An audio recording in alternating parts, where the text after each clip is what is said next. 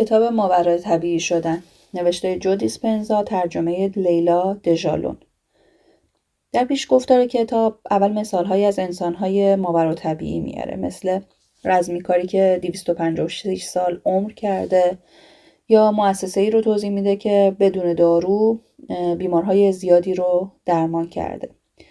بعد در مورد خود دکتر جو دیسپنزا میگه که یک پزشک دانشمند و عارف هست و در این کتاب میخواد به ما بگه چجوری میتونیم به توانایی‌های واقعیمون پی ببریم. پیشگفتار رو گرگ برادن، نویسنده کتاب‌های ماتریس الهی و طراحی انسان، نوشته و از تجربه خودش توی کوههای هیمالیا میگه، جایی که اولین بار غاری که یوگی بزرگ میلارپا در اون کمک کرد تا شاگردانش محدودیت‌های ذهنیشون رو کنار بذارن.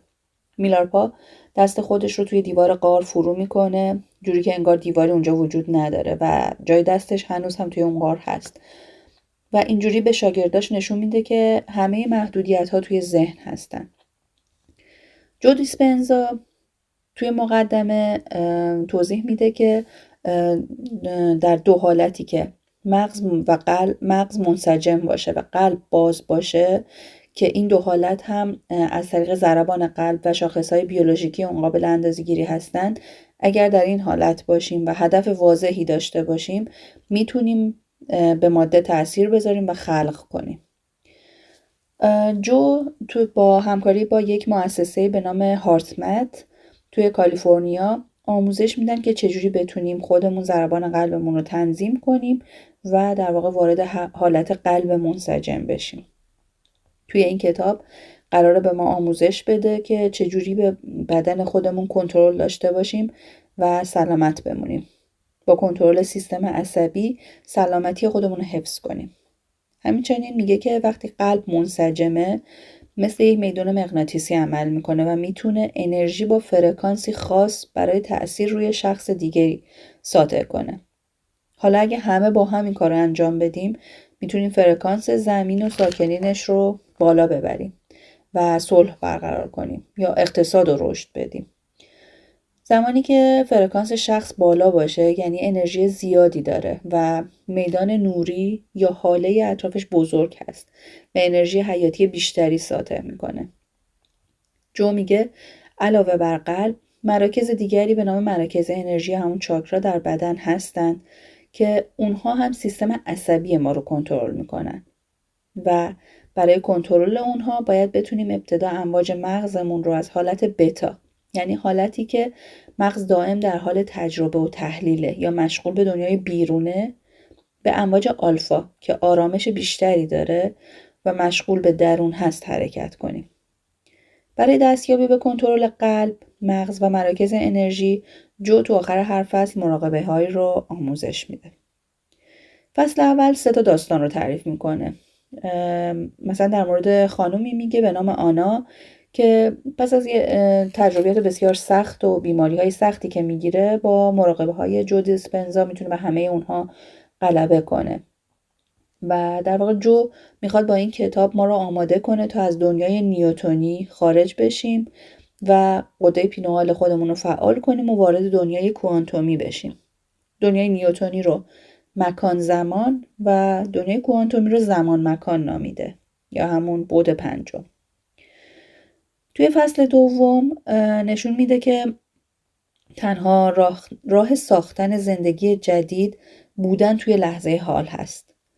برای اینکه مراقبه ها رو ما با جان و دل بپذیریم و عمل کنیم، میاد اول در مورد عملکرد مغز، امواج مغزی، احساسات، انرژی و موضوعات اینچنینی با ما صحبت میکنه تا یه زبان مشترکی پیدا بکنیم و بعد مراقبه رو آموزش میده و پیشنهاد میده اگر جای مطالب گنگ بود به کتابای قبلی اون مثل شکستن عادتهای کهنه مراجعه کنیم. تو فصل سوم ما رو به بعد پنجم یا دنیای کوانتومی وارد میکنه که ماورای زمان و مکان هست. جو میگه که وقتی که در لحظه حال وارد بشیم، در واقع وارد این قلم رو شدیم، جایی که توجه رو از خودمون، افراد و اشیاء اطرافمون برداشته و در واقع هویتی که در اثر زیستن در این بدن پیدا کردیم رو فراموش میکنیم. تو این لحظه وارد قلمرو کوانتومی میشیم که نمیشه با نام و با برنامه ریزی و کارهای زمینی و مشکلات و اینا وارد این مکان غیر مادی شد. اون وقت میتونیم انرژیمون رو تغییر بدیم و با فرکانس احتمالهای بالقوه خودمون رو که تو این دنیا وجود داره، اون احتمالی رو که میخوایم باهاش یکی بشیم و خلقش کنیم.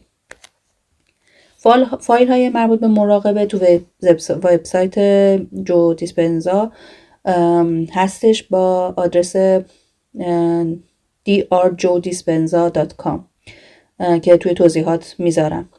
البته مراقبه ها رو میشه بدون گوش دادن هم انجام داد که توضیحاتش هم توی سایت هستش. پیشنهاد میده که اگر خودمون مراقبه رو انجام میدیم حتما یک موزیک بی کلام پخش کنیم و توی وبسایتش هم فهرستی از این موسیقی ها گذاشته. توی فصل 4 مراقبه تبرک مراکز انرژی رو آموزش میده که کنترل سیستم عصبی خودکارمون رو برای شفای خودمون به دست بگیریم. توی فصل 5 تنفسی رو آموزش میده که این انرژی رو بالا ببریم. فصل 6 مثال هایی از افرادی هست که مراقبه ها رو انجام دادن و نتایج اون رو میگه. فصل 7 انسجام قلب رو آموزش میده و میگه که مغز فکر میکنه اما قلب میدونه. قلب مرکز وحدت هستش. فصل 8 آموزش میده چجوری با لیدوسکوپ یا زیبانما وارد خلسه بشیم، به ضمیر ناخودآگاهمون دسترسی پیدا کنیم و اون رو برنامه ریزی کنیم.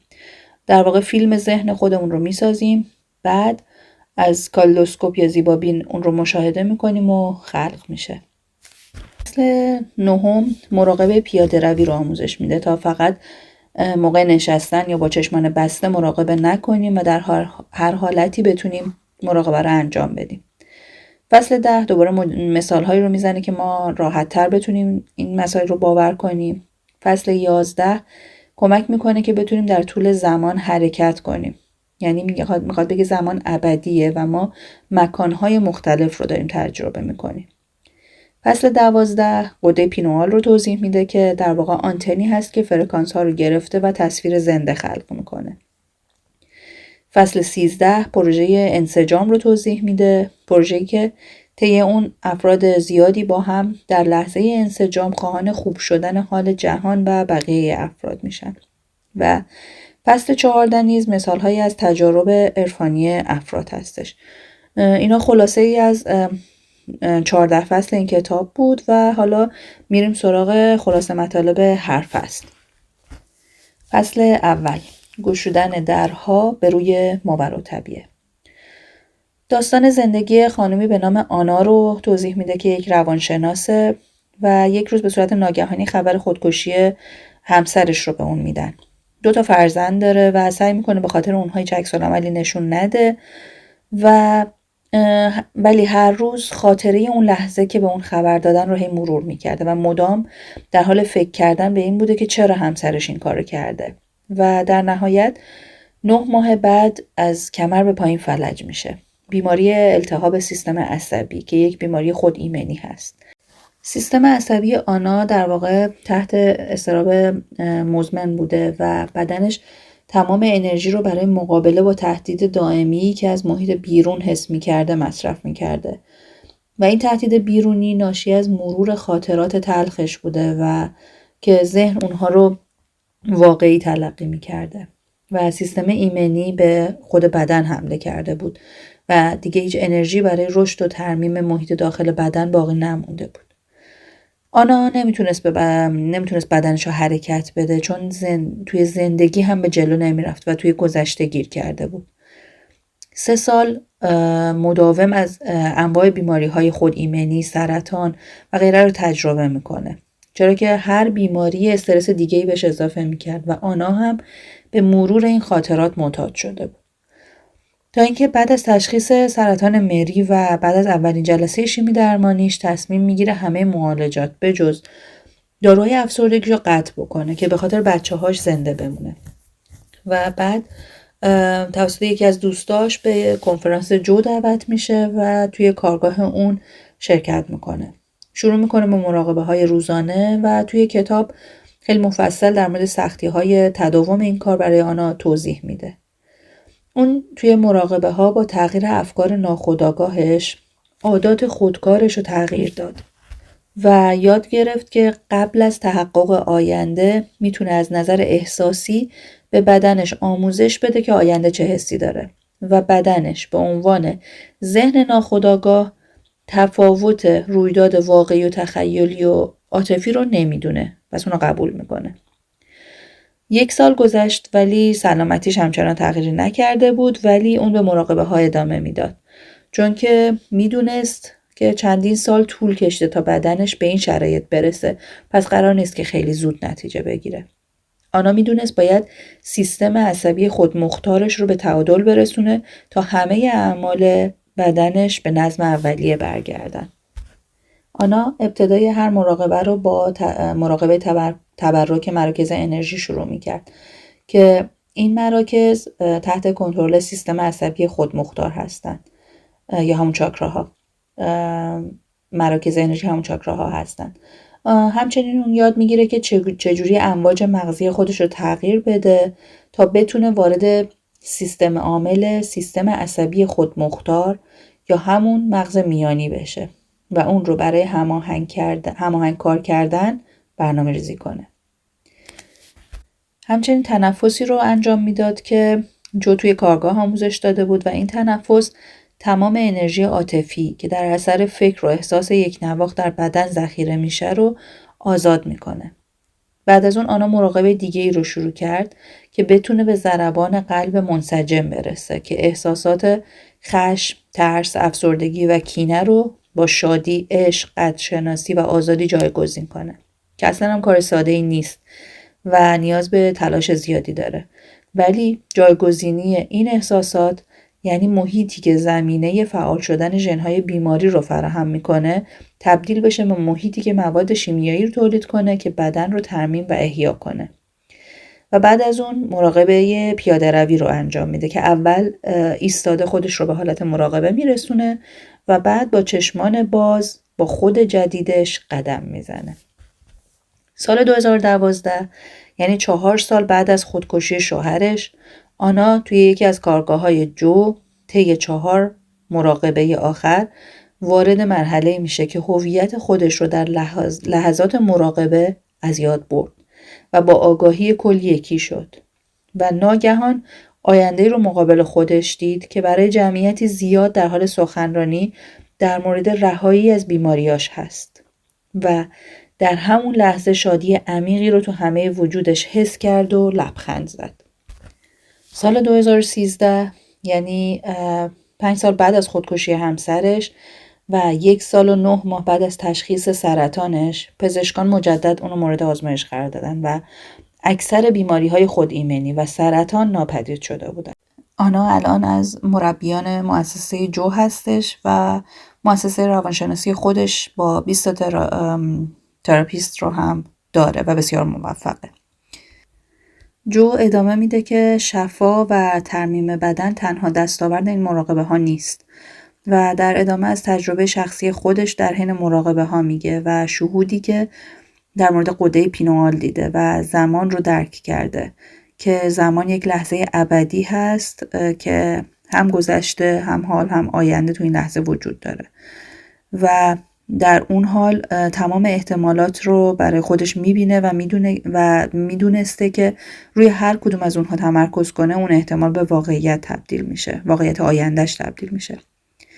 ادامه میده که غده پینوآل در واقع مثل یک ساعت موچی عمل میکنه که میتونه هم گذشته هم آینده رو باش دید و میگه گذشته خودش رو دیده که در کودکی مرتب تب میکرده و عاشق رویاهایی بوده که توی تب بالا میدیده و در واقع از همون کودکی دوست داشته که همینجوری بدن خودش رو شل کنه و حالت مراقبه داشته باشه. میگه بعد از اونم بارها تلاش کرده بوده که اون تجربه روحانی رو داشته باشه اما هیچ اتفاق نمی افتاده تا اینکه بیخیال میشه و دیگه به خودش میگه هرچه باد و در اون موقع دوباره این اتفاق براش میفته و این بار خودش رو توی یک روستایی دور افتاده نزدیک دریا میبینه که یک لباس مثلا رومی به تنشه و در حال موعظه است و در نهایت دستگیر میشه، روانه زندان و شکنجه میشه و میگه حتی موقع شکنجه دیدم که شکنجهگرم هم خودم بودم، یعنی شکنجهگر خود جو دیسپنزا بوده و بعد از شکنجه قبول میکنه که دیگه موعظه نکنه و میگه اونجا بود فهمیدم که این وظیفه روحمه که این بار فرار نکنم و راه رو ادامه بدم. فصل دوم، لحظه حال. ابتدا جو دیسپنزا عملکرد مغز رو توضیح میده تا در لحظه زندگی کردن رو با یک معنای متفاوت از اون چیزی که میدونیم که نه به گذشته فکر کردن نه به آینده ارائه بده. میگه که ذهن در واقع یک حالت عملکردی مغزه. ما یه دونه ذهن نداریم، بلکه برای هر کاری که از مغز استفاده میکنیم یه ذهن داریم. مثلا ذهن ما موقع رانندگی الگوهایی داره که متفاوت است از زمانی که داریم به موسیقی گوش میدیم و احساسات رو نیز پسماند شیمیایی حاصل از تجربیات گذشته یا بازخورد شیمیایی تعریف میکنه. یادگیری رو ایجاد ارتباطات جدید در مغز و خاطرات رو حفظ این ارتباطات تعریف میکنه. میگه وقتی که یک تجربه احساس طبیعی ما رو تغییر بده، توجه ما به علت اون جلب میشه و اون وقت اون علت بیرونی با اون احساس مرتبط میشه و خاطره ایجاد میشه. وقتی به چیزی فکر میکنیم یه واکنش بیوشیمیایی در مغزمون اتفاق میفته و علائم شیمیایی خاصی آزاد میشه و به این ترتیبه که فکر به ماده تبدیل میشه. هر بار به همون چیز فکر کنیم مجدد همون اتفاق میفته و اگر بارها و بارها این فکر تکرار بشه، این مسیر توی مغز ثبت میشه و تبدیل به یک الگو میشه و وقتی چیزی در آینده قراره اتفاق بیفته و ما تو ذهنمون اونو با توجه به گذشته شبیه سازی کنیم، در واقع داریم آینده رو مثل گذشته خلق میکنیم. پس نمیتونیم توقع آینده‌ای ورای گذشته داشته باشیم. این مطلب رو جور دیگری هم توضیح میده که وقتی فکر میکنیم توی مغزمون بار الکتریکی ایجاد میشه و احساس بار مغناطیسی. پس با هر حالت وجودی ما یک میدان الکترومغناطیسی ایجاد میکنیم و این همون چیزیه که با دیدن یک شخص میگیم انرژی اون رو دریافت کردم، حالا مثبت یا منفی. و توضیح میده که سعادت، آزادی، عشق و شادی در بالاترین انرژی یا فرکانس هستند. شهوت، احساس شرم، گناه، قربانی پایین ترین انرژی یا فرکانس رو دارن. یه نکته‌ای هست که وقتی به چیزی یا تجربه‌ای فکر میکنیم، بدن ما تصور میکنه واقعا اون اتفاق افتاده و وضعیت زیستی ما بر اساس اون تغییر میکنه.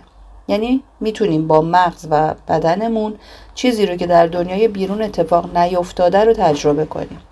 برای این مثالی رو میاره که دانشگاه هاروارد اون انجام داده. 2 گروه، یکی فقط توی ذهنشون تمرین پیانو میکردن و گروه دیگر اونو انجام میدادن.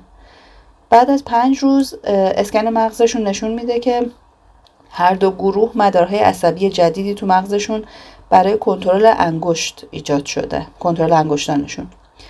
یعنی حتی میتوان با فکر کردن به عضله و ورزش دادن اون تو ذهن اون عضله رو قوی کرد و این با تصویرسازی داخلی انجام میشه. یعنی خودمون رو تو همون لحظه در حال تمرین احساس کنیم، نه اینکه مثل دیدن یک فیلم خودمون رو از بیرون مشاهده کنیم.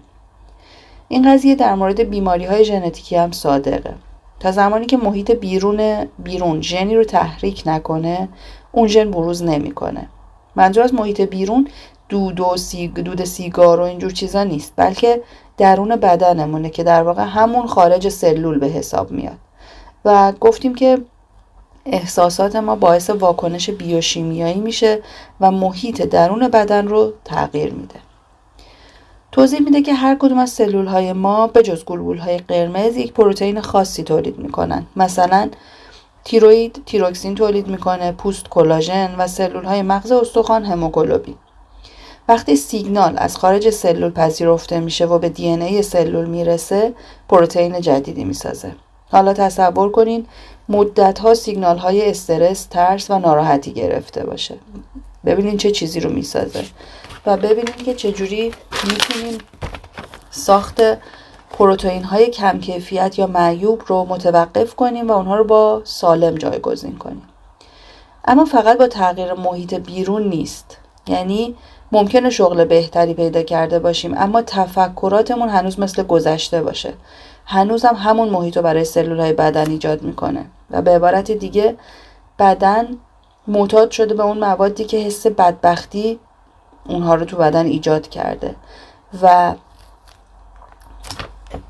با وجود تغییر شرایط بدن هنوز اون رو میخواد و ما با افکار و احساسات این رو به اون میدیم.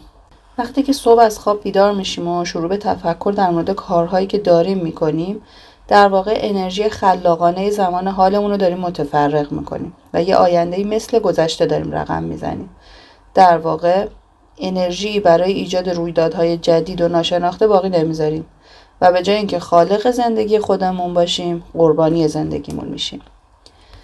توجه به هر جا که باشه انرژی همونجاست. اگر تفکر یا احساس همیشگی داریم که مثل امضای الکترومغناطیسی ماست، مرتبا در حال خلق چیزهای یکسان و تکراری هستیم.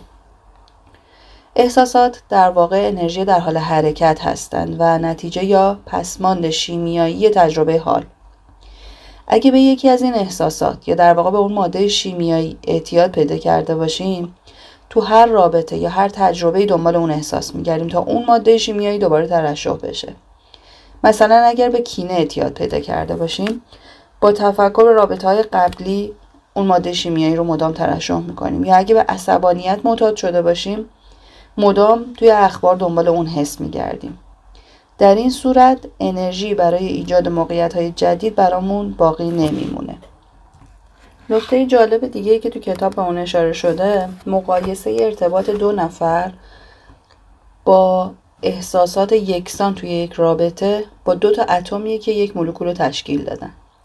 که دو تا اتم با یه میدان نامرئی به هم متصلن.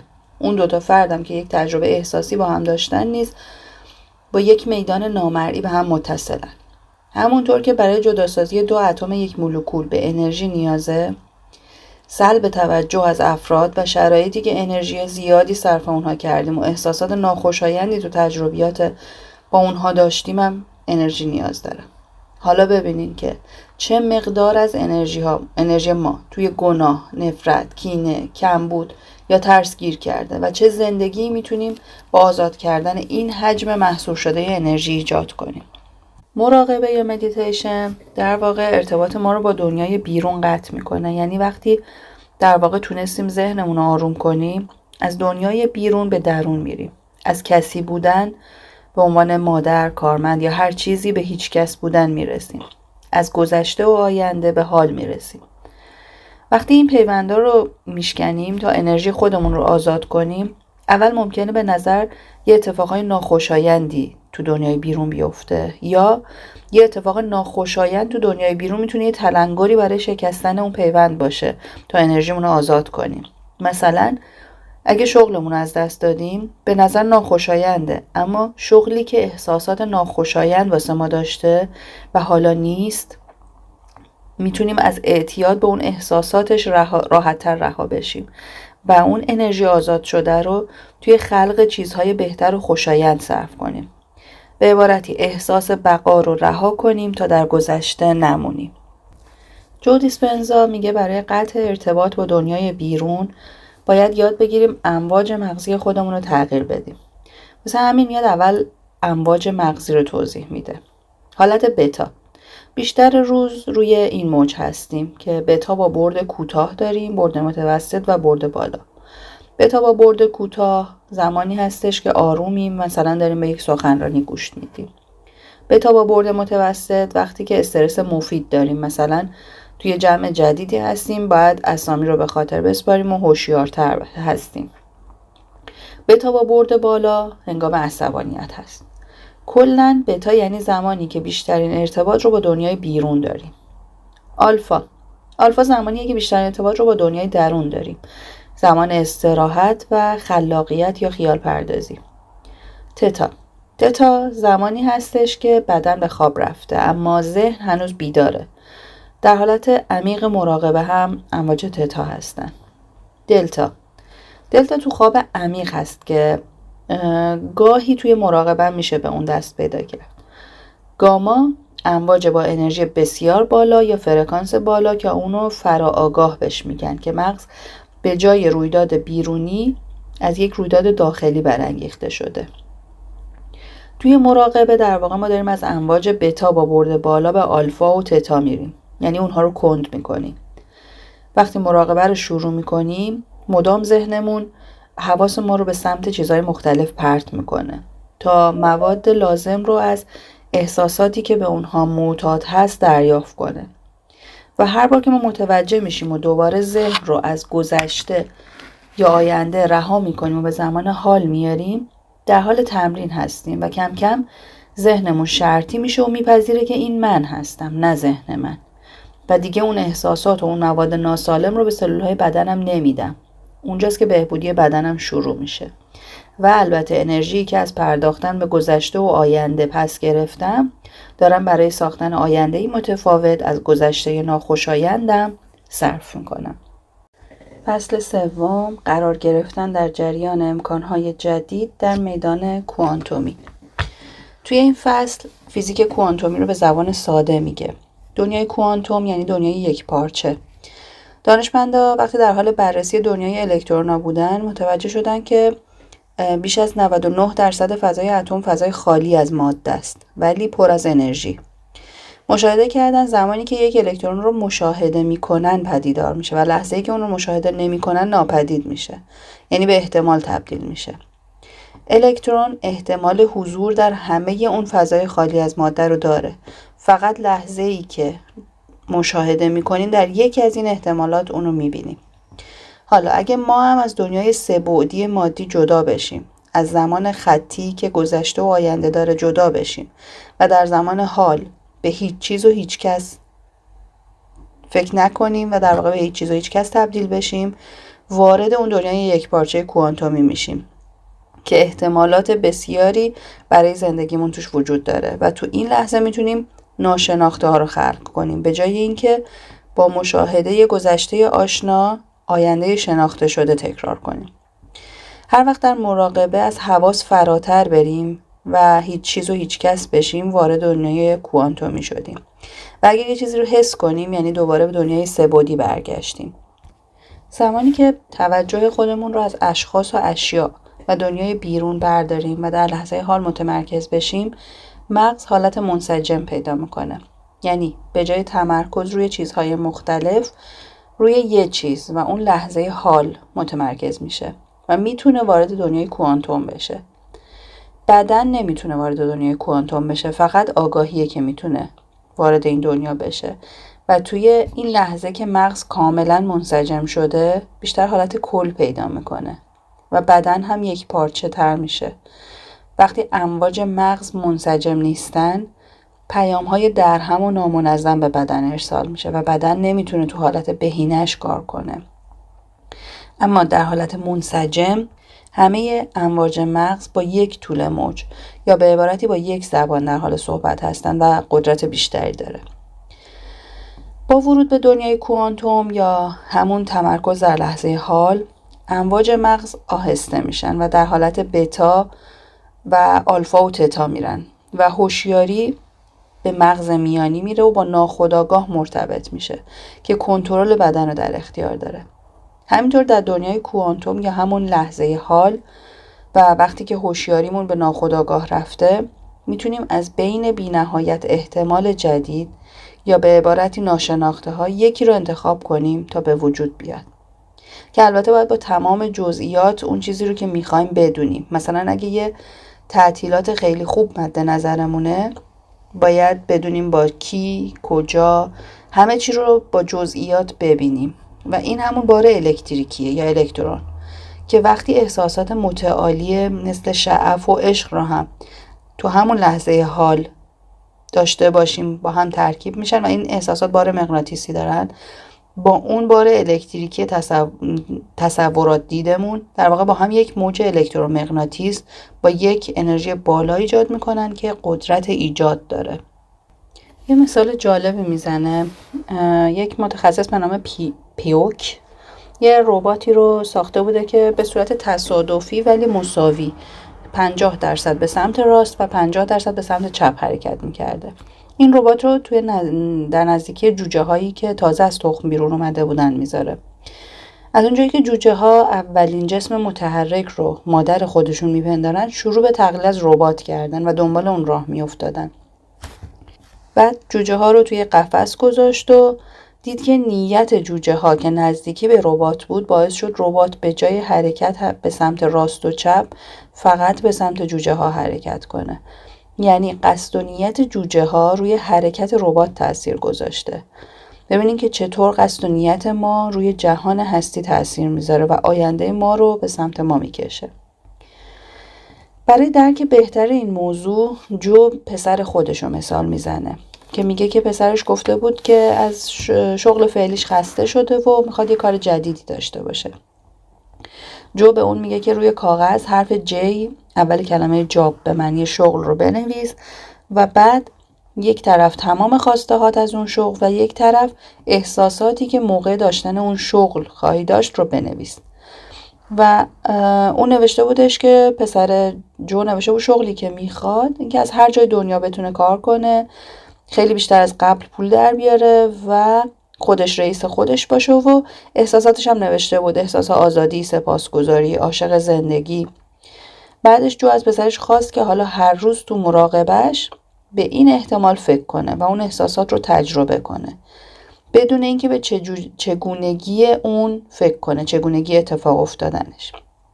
در نهایت بعد از یه مدتی پسرش شغل طراحی تخته موج سواری رو که عشق زندگیش بوده توی یک مغازه پیدا میکنه و به تمام اون خواسته هاش میرسه.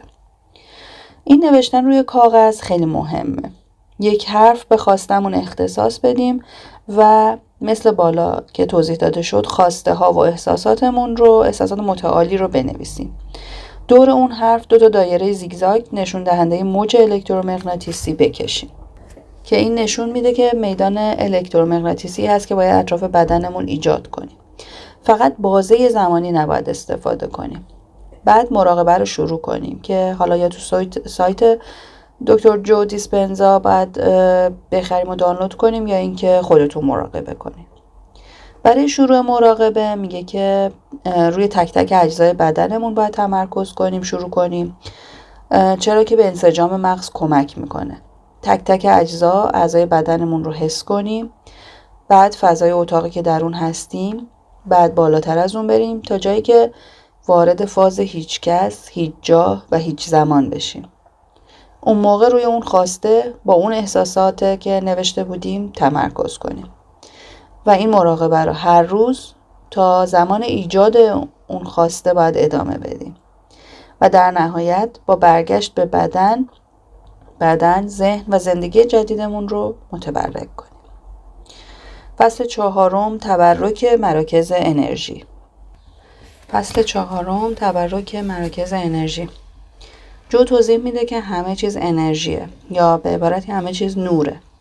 نور موجه و منظور از نور فقط نور مرئی نیست، بلکه کل طیف نور رو میگه. طیف نور از موجهای با فرکانس‌های پایین تا فرکانس‌های بالا تشکیل شده که ماده بالاترین فرکانس یا کوتاه‌ترین طول موج رو داره. هرچی فرکانس بالاتر، انرژی بیشتر. با انجام مداوم مراقبه میتونیم انرژیمون رو روی فرکانس‌های مختلف تنظیم کنیم و تجربیاتی ماورای دیدن نور مرئی و ماده داشته باشیم. همچنین توضیح میده که هر موجود زنده‌ای اطراف خودش یک میدان الکترومغناطیس یا نوری داره که کرلیان برای اولین بار تونسته بود اون رو ثبت کنه و مشاهده کرد که مثلا برگ سالم و برگ مریض میدانهای متفاوتی دارند و این روش گاهن توی تشخیص بیماری ها ازش استفاده میشه. وقتی ما زیاد روی ماده و دنیای بیرون خودمون تمرکز میکنیم، در واقع توانایی درک فرکانس های دیگه که با چشم قابل دیدن نیستن رو از دست میدیم و در واقع درکی از اونها نخواهیم داشت و برای ما وجود ندارن. وقتی که مراقبه رو مداوم انجام بدیم، یعنی به صورت مرتب ذهن خودمون رو از دنیای بیرون جدا کنیم و اون رو آروم کنیم، کم کم بدنمون به جای آنتروپی یا هرج و مرج نظم رو تجربه میکنه و کارآمدتر و سالمتر میشه. در حالت بقا بدن ما سعی میکنه تمرکز خودش رو کاهش بده، به این معنی که تمام توجهش رو روی دنیای بیرون بذاره و تمرکز از روی ارتباطهای درونی مغز و اندامها برداشته میشه. پس ارتباط مغز و اندامها ارتباطی ناهماهنگ آشفته میشه. زمانی که ما مدام نگران آینده هستیم و آینده رو با گذشته شبیه سازی میکنیم و بدترین اتفاقها رو خیال پردازی میکنیم که برای مواجه با آنها آماده بشیم، بدن رو مدام در حالت بقا نگه میداریم و این یعنی ارتباط نامنظم مغز و اندامها و یک تمرکز همگرا نامیده میشه یا تمرکز محدود. اما تو مراقبه‌ای که گفته شد که توجه رو به قسمت‌های مختلف بدن و همچنین به فضای اطراف اونها متمرکز کنیم، در واقع در حال تجربه تمرکز همگرا و واگرا همزمان هستیم. تمرکز واگرا میشه تمرکز روی فضای اطراف بدن یا اطراف اندام‌های داخلی و در این صورت با تمرکز همگرا و واگرای همزمان مغز به حالت منسجم و تعادل میرسه. حالا برای ورود به ذهن ناخودآگاه، در واقع میگه تمرکز روی حس کردن یا در واقع همون تمرکز واگرا امواج مغزی رو از بتا یا همون حالت فکر آگاهانه به آلفا یعنی آرام و خلاق تغییر میده. این یعنی وقتی که حس میکنیم دیگه فکر نمی کنیم. یکی از اهداف مراقبه هم فرا رفتن از ذهن تحلیلیه که ذهن آگاه رو از ناخودآگاه جدا میکنه. همونطور هم که قبلا گفته شد، ضمیر ناخودآگاه همون جاییه که تمام برنامه‌های خودکار و عادت‌های ناخودآگاه ما اونجا وجود دارن. 8 چاکرا توی بخش بعدی توضیح داده میشه و میگه که این سه تا چاکرا اول مربوط به ماهیت حیوانی ما هستش، تولید مثل، هضم غذا، فرار از خطر و چیزهایی که برای بقا هستن. و از چاکرای 4 تا چاکرای 8 به احساسات متعالی مربوط هست که چاکرای 8 دیگه بالاتر از بدن ماست و با بخشی از بدنمون در ارتباط نیست و فرکانس این چاکراها هم از چاکرای اول یا همون چاکرای جنسی تا چاکرای 8 از فرکانس پایین تا فرکانس بالا هستن. میگه که وقتی انرژی توی 3 چاکرای اول یا همون 3 چاکرایی که به بقا ربط دارن گیر بکنه، نمیتونه به مراکز بالاتر بره و ما نمیتونیم تکامل پیدا بکنیم.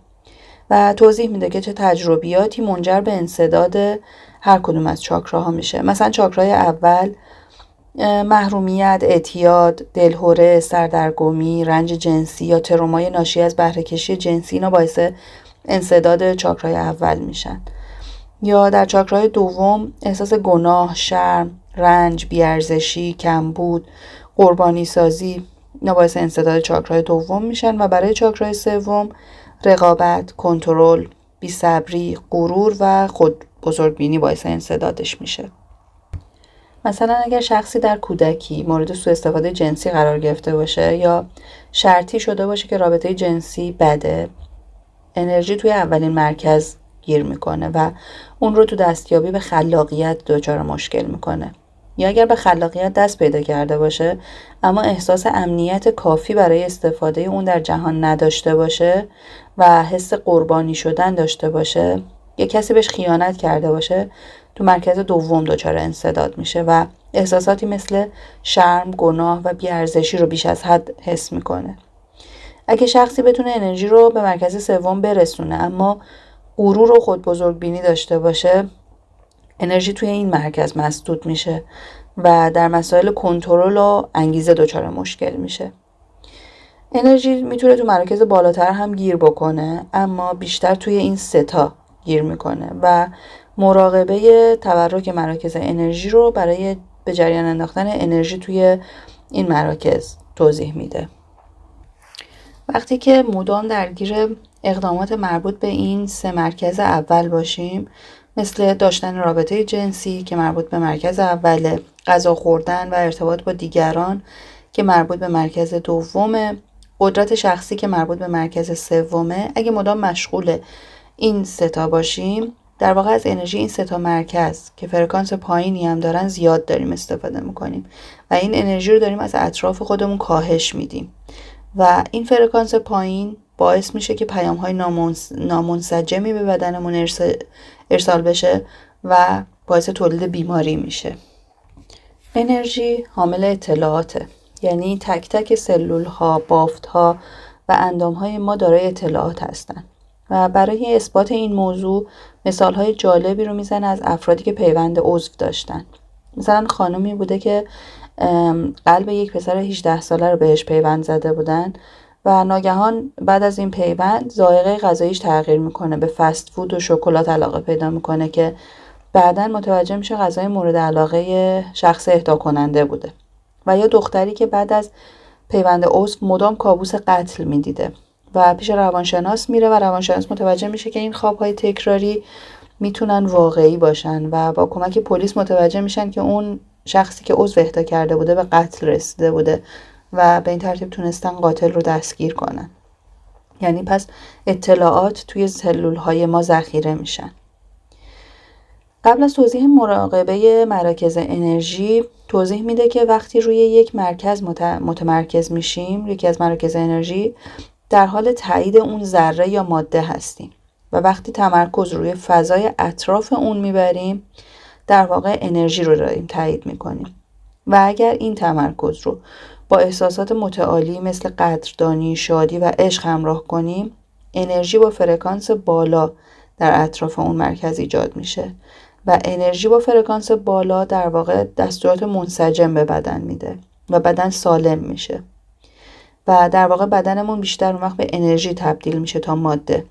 اما اگه بیشتر تمرکزمون روی احساسات بقا مثل نگرانی، ترس و ناامیدی باشه، بدن به ماده بیشتری نیاز پیدا میکنه و به انرژی کمتری تبدیل میشیم و بدن بیمار میشه. در پایان این فصل مراقبه تورک مراکز انرژی رو توضیح میده. میگه برای این مراقبه توجه رو به تک تک مراکز انرژی ببرین. مرکز 1 شروع کنین یا همون مرکز